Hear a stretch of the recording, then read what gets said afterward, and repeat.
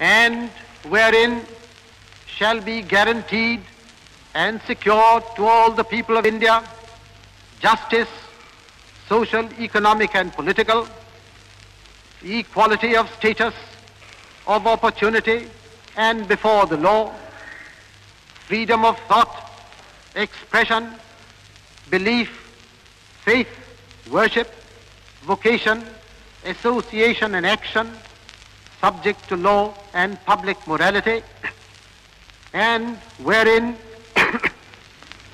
adequate safeguards shall be provided for minorities, backward and tribal areas, and depressed and other backward classes.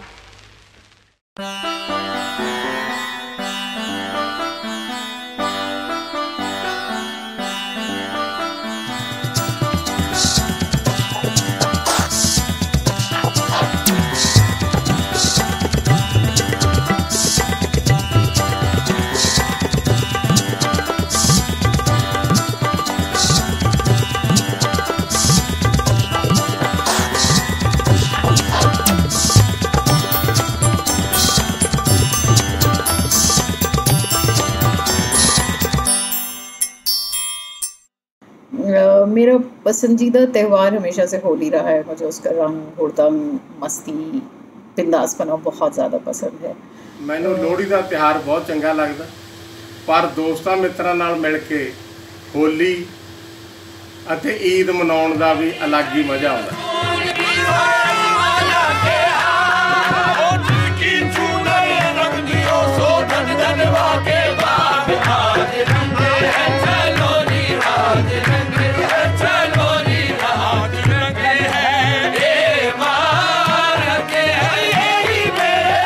My favorite festival is the Ganesh Utsav.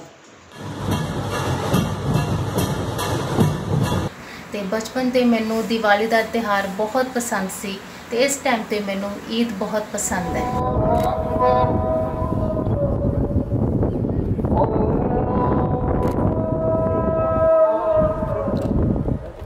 बचपन में मुझे जिस त्यौहार का मैं पूरे साल इंतज़ार किया करती थी वो जन्माष्टमी था, क्योंकि हम लोगों का जो पड़ोस था हम लोग सब मिलकर रहते थे, मिक्स्ड पॉपुलेशन थी। और मुझे जन्माष्टमी इसलिए अच्छा लगता था क्योंकि उसमें बहुत कुछ करने के लिए होता था, हम लोगों का इन्वॉल्वमेंट बच्चों का बहुत होता था। बाकी त्यौहार में इतना ज़्यादा नहीं हम लोग पूरा दिन हम नहीं डिवोट करते थे।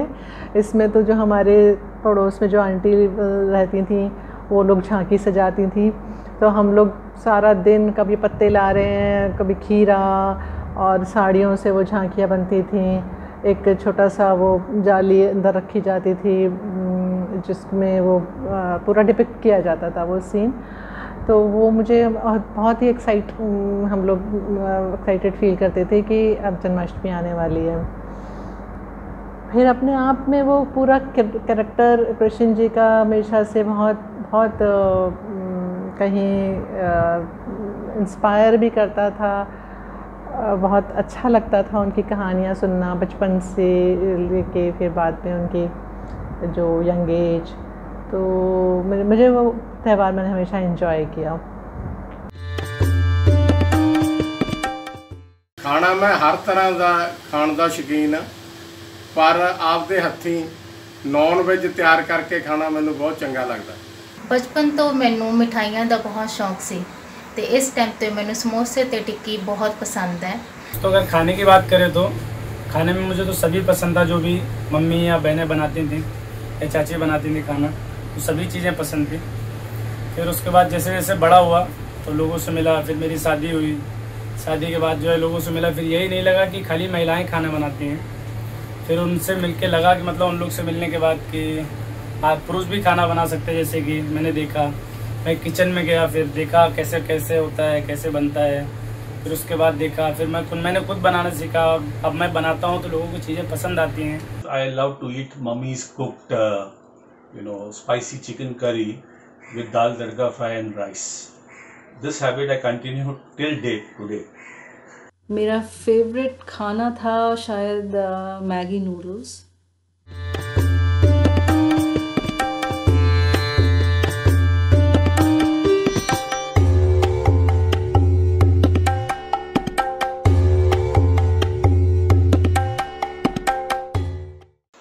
child, I loved wearing a sari and at a very early age asked my mother to drape me one. मुझे बचपन में अपनी अम्मी के दुपट्टे और साड़ियाँ पहनने का बहुत शौक़ था। हम लोग दोस्तें घर में सारा दिन इस तरह से ही पहनकर और घूमते रहते थे। मैं पंजाबी कुर्ता पजामा और पग पहन के बहुत मैनू चंगा लगता है। बचपन तो मैनू प्रिंटेड फ्रॉका पाउण दा बहुत शौक सी, पर इस टाइम ते मैनू सूट ते साड़ी दा बहुत शौक है। सारे नॉर्मल कपड़े पहनना पसंद है। अगर बोला जाए तो टी शर्ट ज़्यादा पसंद है, टी शर्टें पहनता हूँ अभी अब। और पहले की अगर बताया जो अम्मी पापा लाते थे वो पहन लेते थे कपड़े। बचपन में मुझे लूज कॉटन के फ्रॉक्स पहनना बहुत पसंद था, बहुत कंफर्टेबल लगते थे। As a child, I loved actually wearing long pants, but unfortunately I had to wait till I reached secondary school to actually wear long pants.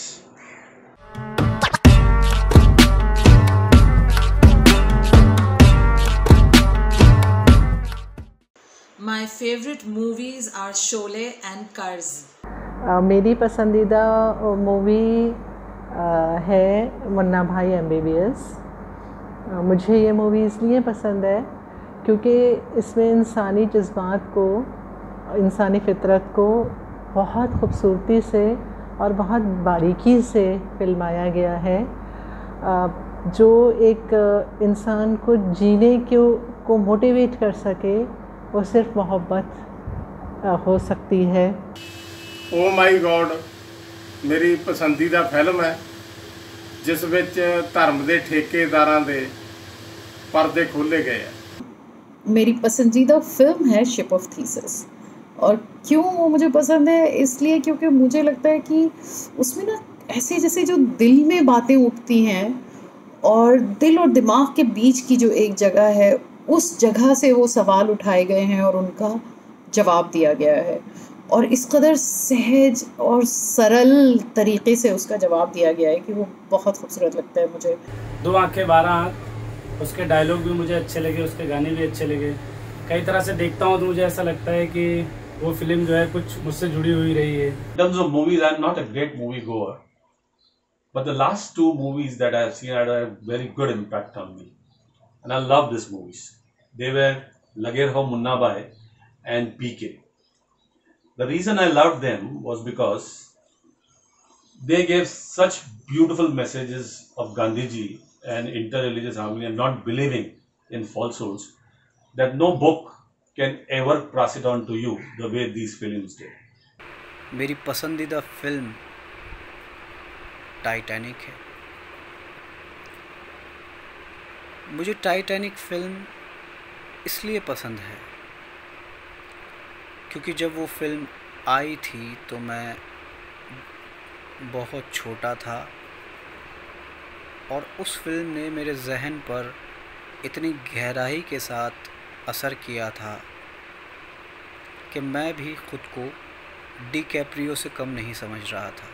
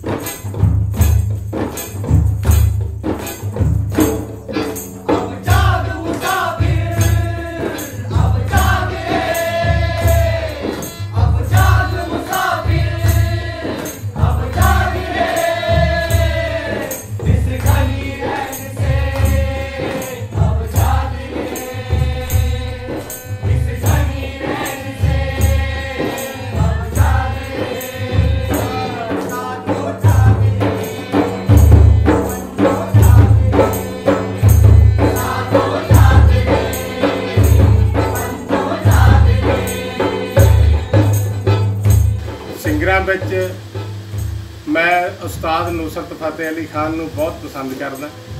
उन्हां दा गाया है गीत किन्ना सोहना तैनूं रब ने बनाया कि जी करे वेखदा रहां, मैनूं बहुत वधिया लगदा। मेरे फेवरेट सिंगर जगजीत सिंह जी है। उन्हां दी गज़ल वो कागज़ की कश्ती वो बारिश का पानी मेरी फेवरेट गज़ल है।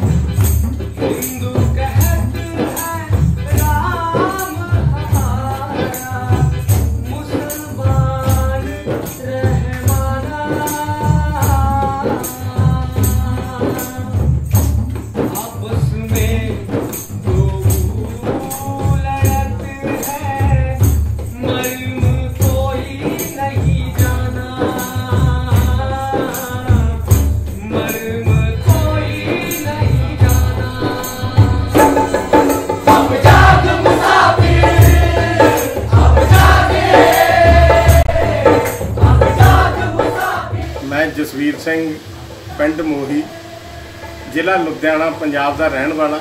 ਸਤਿ ਸ਼੍ਰੀ ਅਕਾਲ ਜੀ, ਮੇਰਾ ਨਾਮ ਰੇਖਾ ਹੈ। ਮੈਂ ਮੁੱਲਾਪੁਰ डिस्ट्रिक्ट लुधियाना तो बिलोंग करती हूँ। मेरी उम्र 30 साल है। हेलो नमस्कार, मेरा नाम संदीप मेड़तिया है। मैं जोधपुर राजस्थान से हूँ। मैं अमेरिका की न्यूयॉर्क यूनिवर्सिटी से PhD कर रहा हूँ। मेरा नाम शीबा नकवी है। मैं अमरोहा से हूँ, उत्तर प्रदेश से। मेरा नाम है ज़ेबा इमाम। मैं अलीगढ़ में पैदा हुई थी, इंडिया में।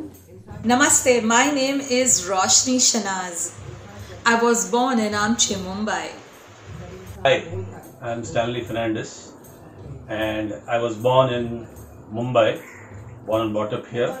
मेरा नाम है वासिल खान। मैं रहने वाला हूँ सहारनपुर, उत्तर प्रदेश का। हाय, मेरा नाम सबीहा फरहत है और मैं मीडिया स्टडीज़ पढ़ाती हूँ। हेलो दोस्तों, मेरा नाम आमिर है। मैं कानपुर देहात में पैदा हुआ हूँ। मेरा बचपना तो कानपुर में ही गुजरा है। उसके बाद जो है अभी फ़िलहाल मैं मुंबई में रहता हूँ। मेरी सड़क पे सब्जी की दुकान है।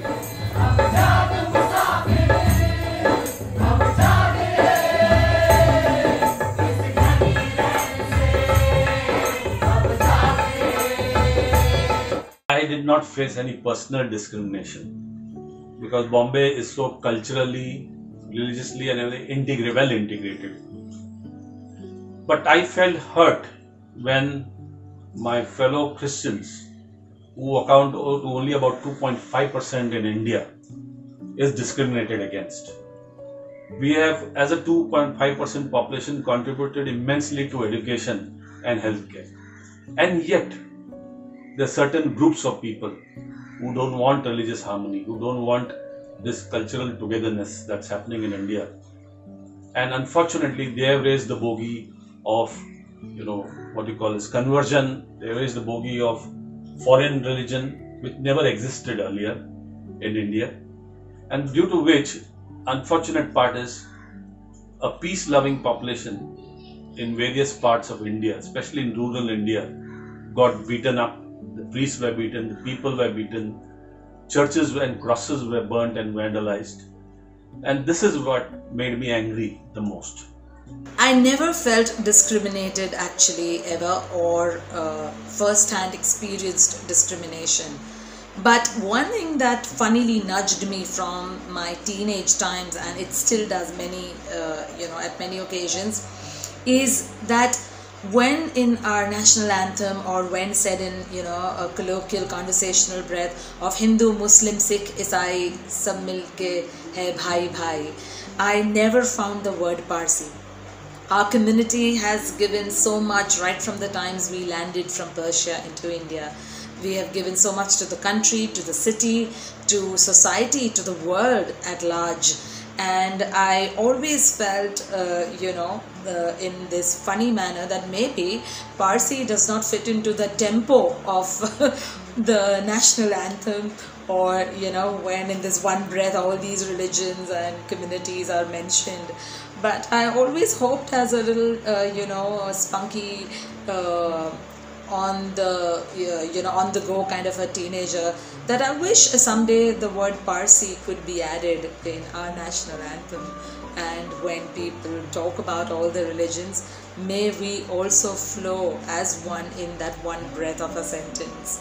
But nonetheless, I have crossed over from those nudges, and I acknowledge the one consciousness within each of us, and only know that we all have different names to reach the one single destination.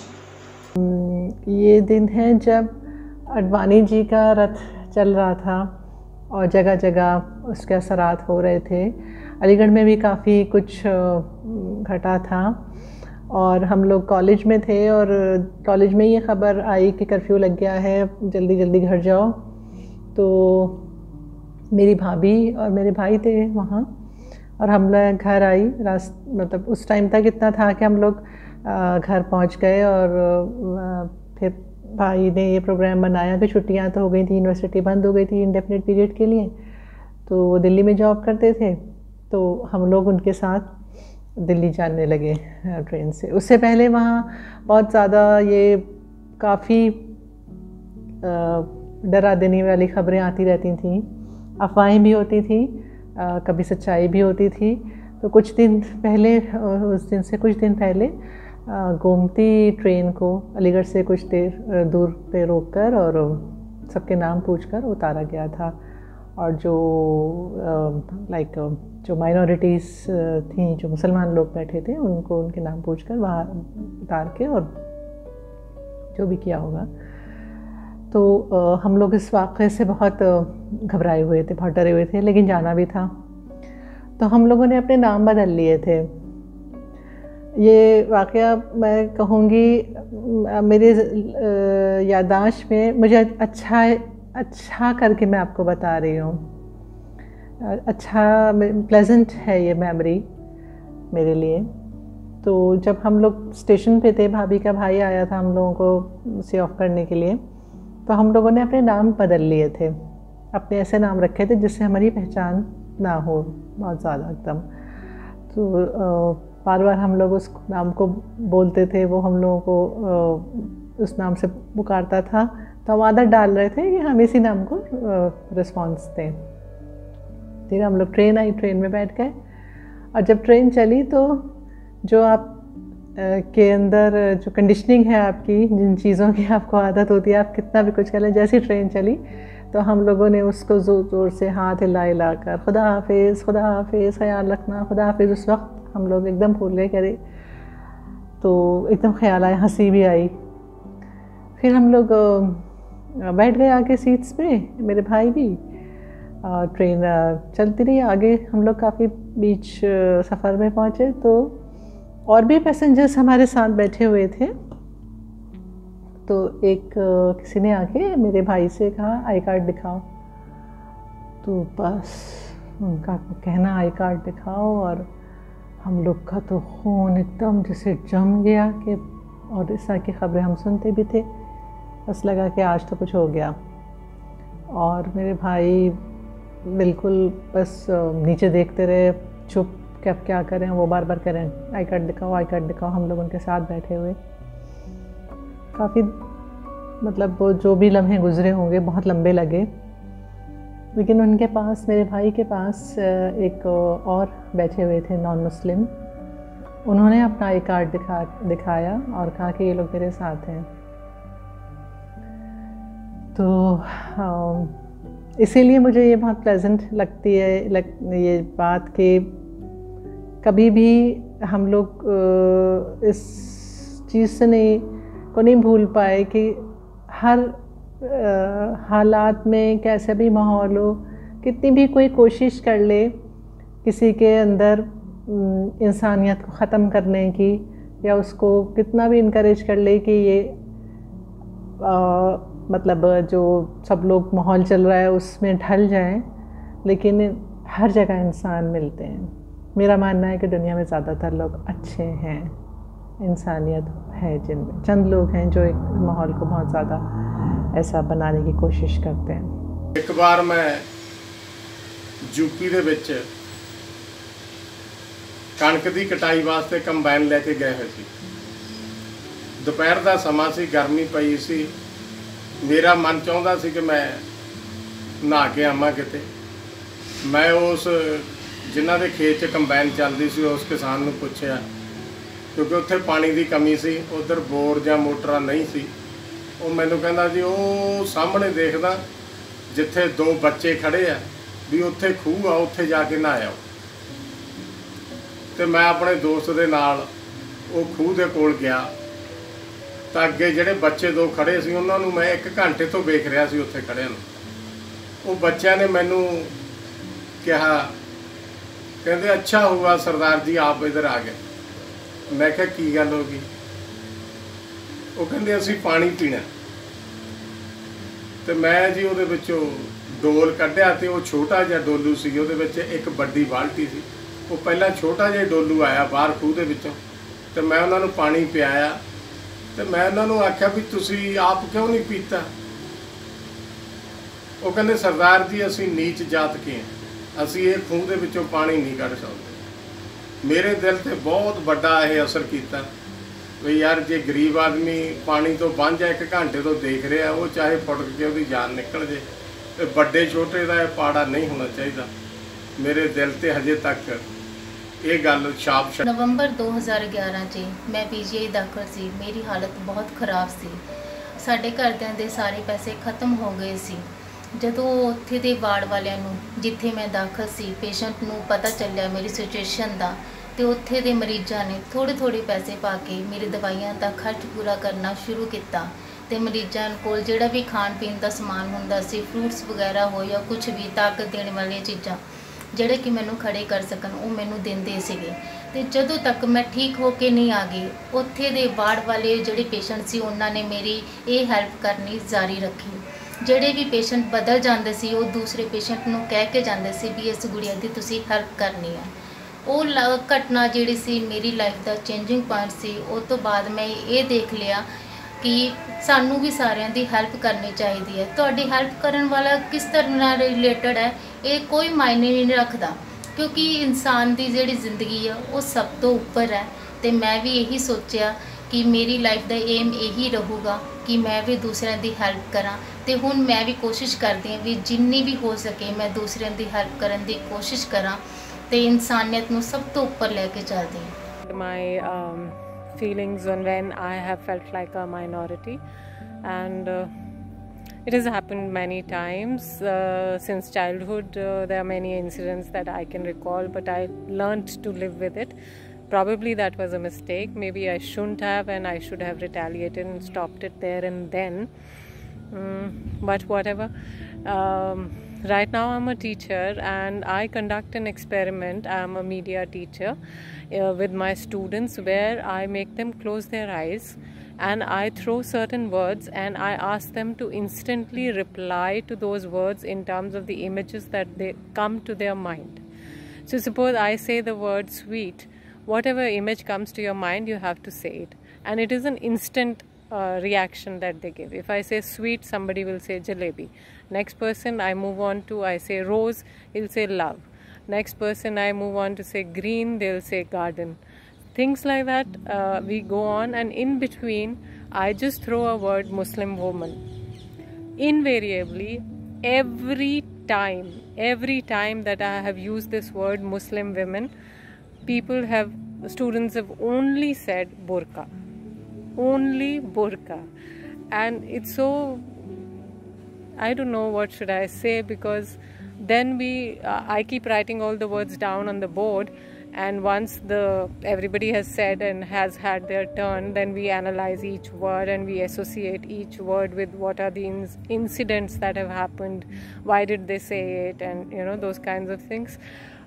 When we come to Muslim women, they say this is the only image that we know of, and then I say that you've been looking at me for more than a year. I have been teaching you, and this is not the image that you think of a Muslim woman. And that is when their eyes open, because they've been so conditioned by media that whatever is the visible reality, that they ignore. The eye does not register what they see, but the mind does not register what they see, what is visible. What is visible is me. I have never worn a burqa. They see me in and out every day in their lecture rooms, teaching them like this, and yet their mind is so conditioned by the images on the media or wherever they have captured it from, that they only say burqa. कभी कभार ये सुना है घर पे कि मुझे अपने आप को खुशनसीब समझना चाहिए कि मैंने एक जैन परिवार में जन्म लिया, और दूसरी ओर स्कूल में, फिल्मों में, मीडिया में ये देखा है कि जैनिज़्म जैसे बस एक हिंदुज़म की स्पेशल ब्रांच हो, एज इफ हिंदुज़म माइनस आलू प्याज. It's not even आलू प्याज, it's a much bigger list of things. काफ़ी लंबी लिस्ट है चीज़ों की जो जैन डाइट में नहीं अलाउड होती हैं. बहुत कम ही लोग वो आजकल फॉलो करते हैं, बट एनीवे, सो मुझे एक चीज़ ये हैरान करती है कि एक तरफ तो हम अपने आप को एक एलीट विशिष्ट माइनॉरिटी के तौर पे दिखाना चाहते हैं और दूसरी तरफ हम एक मेजॉरिटेरियन ब्राह्मणिकल हिंदू सेंटिमेंट से भी जुड़ना चाहते हैं। आप काफ़ी सारे सर्वे देखिए जो बताते हैं कि जैन घरों में सबसे ज़्यादा जातिवाद प्रैक्टिस होता है। और ये हैरान करने वाली बात यह है कि जो धर्म वैदिक ब्राह्मणिज्म की कुछ परंपराओं से अलग हट के खड़ा हुआ था, वो आज उन्हीं में इस तरीके से जुड़ गया है कि उसके खुद के मूल सिद्धांत अब हो के भी नहीं है ऐसे दिखते हैं। इसी से जुड़ी दूसरी जो बात है कि अहिंसा, जो भारत की राजनीति में भी काफ़ी मिसयूज्ड शब्द है और धर्म की स्फीयर में भी काफ़ी मिसयूज्ड शब्द है, उसकी एक बहुत गहरी समझ जैन संस्कृति में है। बट वो समझ सिर्फ खाने पीने और जीवन शैली से आगे बढ़ के समाज की स्थिति पर कुछ अतिक्रमण नहीं कर पाती। वो उस पर कुछ इफ़ेक्ट शायद दिखती नहीं लाता हुआ कि जब दुनिया भर में और भारत में ख़ास तौर पे माइनॉरिटीज़ के ख़िलाफ़ हिंसा अलग अलग तरीक़ों से बढ़ी जा रही है, उसी समय में एक ऐसी धार्मिक संस्कृति, एक ऐसा धार्मिक समूह जो अहिंसा की बहुत गहरी समझ रखता है, वो क्यों इस जद्दोजहद से में शामिल नहीं दिखता। मेरे ख्याल से मैं क्लास 5 में होंगी या 6 में होंगी, तो हम लोग पिकनिक प्लान कर रहे थे और पिकनिक स्कूल की जाने वाली थी और पूरा हमारा लड़कियों का जमघट बैठा हुआ था और हम लोग बहुत एक्साइटेडली प्लान कर रहे थे पिकनिक कि तुम ये लाना, तुम ये लाना, तुम वो लाना। तो मैंने बहुत एक्साइटमेंट के साथ बोला कि हाँ मैं चना लाऊंगी। कोई पूरी ला रहा था तो मैंने बोला हाँ मैं छोले लेके आऊँगी। तो एक लड़की थी उसमें से, उसका नाम मुझे आज तक याद है, वो फेस याद है, वो जगह जहाँ हम बैठे हुए थे वो याद है। उसका नाम है रीना माहेश्वरी। उसने ऐसे बिल्कुल ऐसे मुंह चढ़ाया, बोली नहीं ये गीला सामान नहीं लाएगी, ये मुसलमान नहीं है।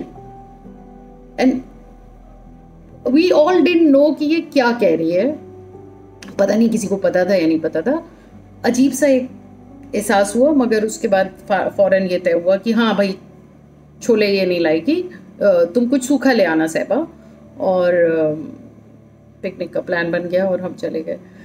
तो मगर दिल्ली आने के बाद, ये बहुत ही एक अकेला सा इंसिडेंट था।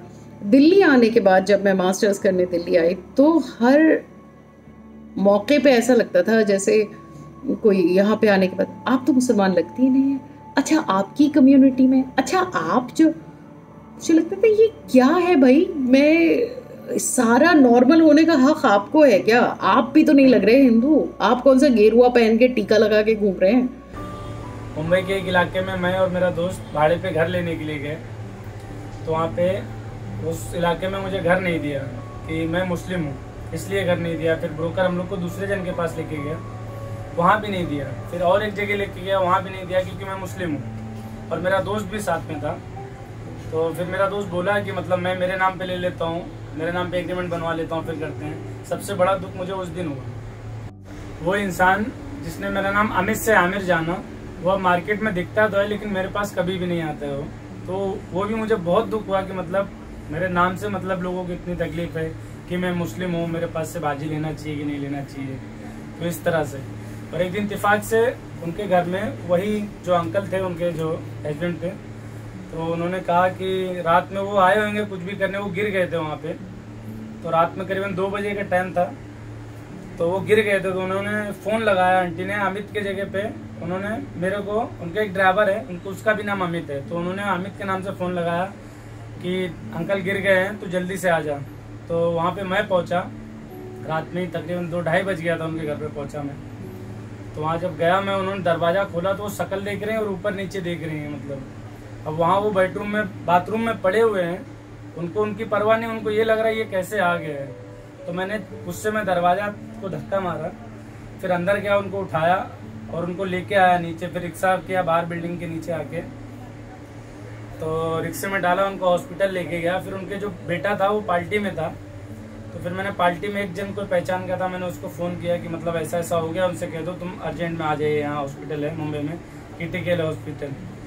तो फिर वो लड़का वहाँ पे आया, तो लड़के ने थैंक यू बोला। उसके बाद उसके अंदर भी थोड़ी सी चिढ़ थी मतलब, तो मुझे ऐसा लगा कि मतलब जो नए लोग हैं उनके अंदर ऐसा नहीं होएगा, लेकिन जैसे घर में माँ बाप थे ऐसे उनके बच्चे भी थे, तो वो जान के और ज़्यादा दुख हुआ कि बच्चों के अंदर भी वही वाली फीलिंग है। मुझे उन सब का कोई दुख नहीं है। अब मैं जहाँ तक समझ पाता हूँ तो मुझे ऐसा लगता है ये दुनिया मोहब्बत से ही जीती जा सकती है। अक़लियत, माइनॉरिटी, अल्पसंख्यक, आजकल इन शब्दों का इस्तेमाल हर तरफ होता है, मगर इनका असली मतलब क्या है? क्या इनका ताल्लुक सिर्फ नंबर्स से है कि गिनती में ज़्यादा हैं तो मेजॉरिटी हो गए, गिनती में कम है तो माइनॉरिटी हो गए, या इनका कोई ख़ास मतलब है, सोशोलॉजिकल मीनिंग है? इन टर्म्स की ज़रूरत कब, कहाँ और कैसे पड़ी? शब्दार्थ से आगे माइनॉरिटी होने का एहसास क्या होता है? क्या इसका असर आपके ड्रीम्स, आपके एम्बिशन, आपके करियर, आपके बिहेवियर पे पड़ता है? और क्या माइनॉरिटी होना किसी तबके के लिए उसके आगे बढ़ने का या पिछड़ने का सबब बन जाता है? अपीजमेंट क्या है और हक क्या है? और अपीजमेंट का ये जो हवा है उसका फ़ायदा किसको पहुंचता है, माइनॉरिटीज़ को या मेजॉरिटी को? इतिहास गवाह है कि दुनिया में दोनों तरह के एक्सपेरिमेंट्स हुए हैं। ऐसे देश हैं जहाँ पे माइनॉरिटीज़ को कटघरे में खड़ा किया गया, उनसे नफ़रत पैदा, ऐसा माहौल बनाया गया कि उनसे नफ़रत पैदा हो, लोग चिढ़ने लगें, डरने लगें। और दूसरी तरफ ऐसे भी देश हैं जहाँ माइनॉरिटीज़ के हक़ का सवाल उठाया गया, उन पर बातचीत हुई, उनको उनके राइट्स दिए गए हक़ से, चैरिटी में नहीं। आपको क्या लगता है कौन से देश आगे बढ़े और कौन से पीछे रह गए? Society, economy, environment, human resources, international relationships, बड़ी बड़ी बातें हैं। इनका माइनॉरिटी राइट से क्या लेना देना? लेना देना है आपकी, मेरी, हमारी सबकी ज़िंदगी से इसका ताल्लुक़ है, क्योंकि माइनॉरिटीज़ मैटर। तो नफ़रत, चिढ़, डर और बायसेस की धुंध को छांट कर इस बचकानी बहुसंख्यक मेजॉरिटेरियन रेलपेल से हट के कुछ सवाल पूछते हैं, कुछ नया सीखने, समझने और बुनने की कोशिश करते हैं। मीडिया विजिल के इस नए शो में माइनॉरिटीज़ मैटर, एहसान नहीं हक की बात, मेरे यानी सहबा इमाम के साथ।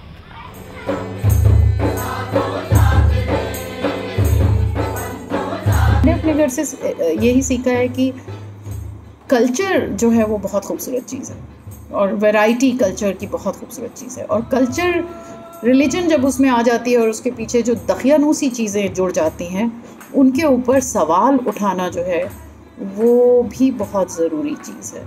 मेरी धार्मिक आस्था अनेकांतवाद और आध्यात्म की तरफ है। मेरी राजनीतिक विचारधाराएँ liberal, pluralist, progressive, democratic, socialism से वास्ता रखती हैं। ये सब बड़े बड़े शब्द हैं। इनको एक सार में कहूँ तो ऐसी विचारधाराएं जो मुनाफाखोरी में नहीं बल्कि सामूहिक प्रगति में विश्वास रखती हों और लोगों के सामाजिक, सांस्कृतिक, शारीरिक, जातिगत, धार्मिक अनेकांताओं को सम्मिलित करने की क्षमता रखती हूँ। आस्था मैं हर धर्म ਦੇ ਵਿੱਚ ਰੱਖਦਾ, ਚਾਹੇ मैं सिख परिवार ਦੇ ਵਿੱਚ पैदा ਹੋਇਆ, पर हरेक धर्म ਦਾ ਸਤਿਕਾਰ करना, हरेक जगह जाके सत्कार नाल मत्था टेकना ਮੈਨੂੰ चंगा लगता। जे मैं अपने आप ਨੂੰ डिस्क्राइब करना ਹੋਵੇ ਤਾਂ मैं एक मेहनती ਅਤੇ ਇਮਾਨਦਾਰ ਅਤੇ हर एक नाल मिल के काम करन ਦਾ ਮੈਨੂੰ हर वेले शौक रहता। आस्था की गल जे करिए, मैं हर एक धर्म का आदर करती हाँ, पर इंसानियत नूं मैं सब तो ज़्यादा उपर मानती हाँ। और मुझसे अगर कोई कहे कि मैं कैसी हूँ तो बहुत बिगड़ी हुई कहा जा सकता है कि मैं बहुत ज़्यादा सोसाइटी में जो कुछ भी अच्छा माना जाता है ज़रूरी नहीं है कि वो सब कुछ करूं। मैंने अपने रास्ते खुद बनाए हमेशा और अपनी कंडीशंस पर ही मैं चली और इसलिए शायद बहुत अच्छी नहीं हूँ।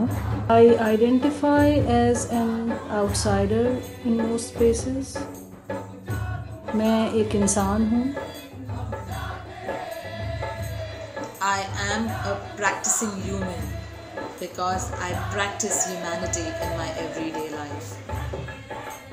Since I am a practicing Christian, is to empathize with others. And I have always learned not to hate. वालिदैन से क्या सीखा? मैंने उनसे, ख़ास तौर से अपने वालिद से ये सीखा कि मेहनत करो और पढ़ो, क्योंकि वो हमेशा सिर्फ एक ही बात बोलते थे, पढ़ो।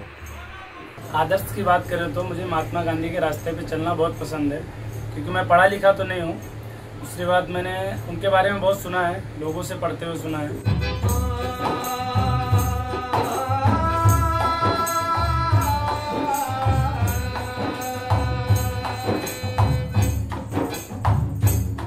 थी